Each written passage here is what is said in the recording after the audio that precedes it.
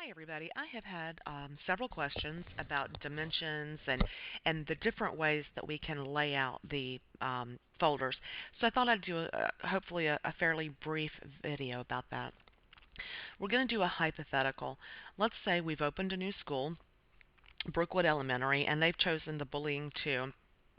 If you're not familiar with the various templates we have, just look on the website freehomeworkfolders.com.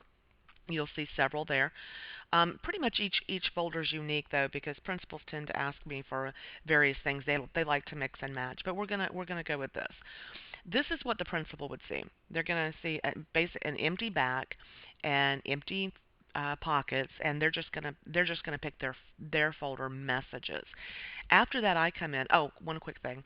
The front and back seem to be confusing a few people, so I wanna talk about that real quick. The right side, when you look at it, the right side, that is the front of the folder. The left side is the back. What you see on the templates we use is essentially the layout that I send to the printer.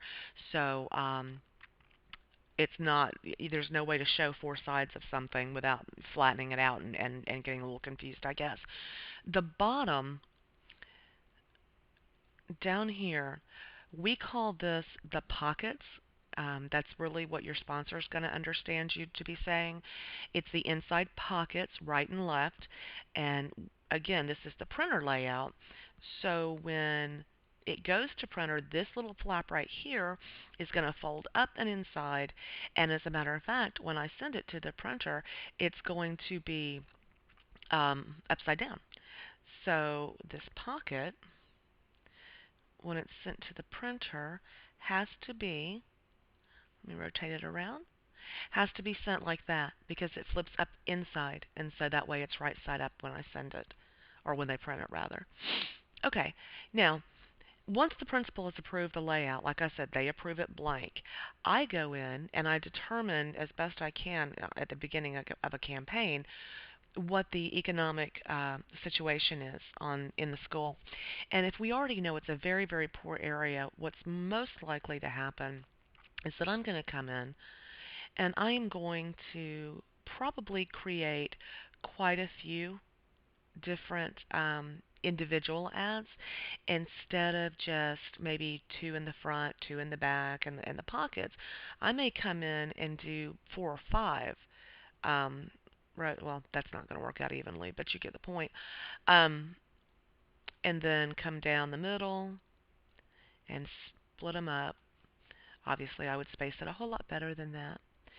But that way, I can lower the prices, or you can lower the prices, um, and we just have to sell more volume or more individual ads to still get our goal. And I would probably price these between 150 and 250. And if you add that up, it's a significant amount of money. But what if you have somebody say, "Oh, you want to sell larger size ads?" That's fine because again, the school doesn't care. All they have done is approve the layout. What I'll do, I'll come in and I'll erase all those little ads I made for you, and I will drag that out of my way. I'll erase them. I'll simply come in and I'll say, okay, great. Let's do um, let's do two halves instead. And it's just as, and this is as long as you have not already sold anything. And if you've sold two or three sixths, I can't come in and do two halves because two halves is a whole. Okay, so if this is before you've gotten selling real good, I can come in and do that. Or this is I prefer this way. I prefer to come in and have thirds. And again, it's just a matter of me making the putting the ads together. Boom, now we have thirds. And then maybe you sell one or two thirds and you're kind of struggling and you want to split it up into, up here you have two sixths. Now you have two sixths and two thirds. Your numbers need to equal a whole. Other than that, I have a lot of latitude. The pockets at the bottom, those we always call that prime real estate because it's such a great position. It's a great advertising position because of the visibility. So the most I ever want you to do down here is split it maybe in half. And I would never, ever want to do any. First of all, the size is not conducive to that. But you can split it in half and sell half for 350 and the other half for 350, which brings you all the way up to 700, which is about the suggested price anyway. So you're fine. And most of it, you don't need to remember all the dimensions and you don't need to remember all the sizes because again, you're going to get the folder, you're going to get the project with some suggestions anyway. All I want you to really understand is if you get this folder laid out just like this, and this top one, there are 2 6, but you think you can sell the whole thing, just know that that's all I'm going to do. I'm going to reach in there, I'm going to remove the dividing line and run it as a third. It's not complicated, and I don't want you to get bogged down in it. Speaking of complications, the dimensions are available now on the layouts, but I'll tell you right now, I don't. I no, I know I haven't. I have never had a sponsor ask me the exact dimensions. They'll say, is it a half, is it a third, or whatever, but ask me exact dimensions unless it was a sale. In that case, you're going to be turning it over to me anyway. I'm going to follow up with them about their logo, their text, their how they want their ad laid out. I'm going to proof it. So, you have it at your disposal. But if you don't happen to know the answer is, I'm not sure the exact dimensions, but I'll have the graphics department get with you.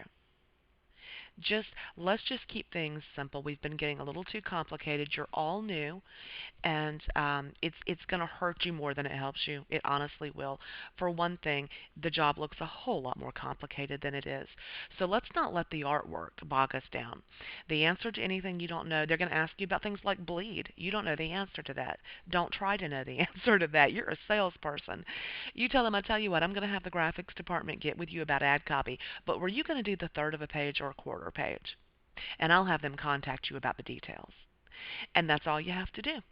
So if you still have questions, please let me know, and I will do my best to answer them.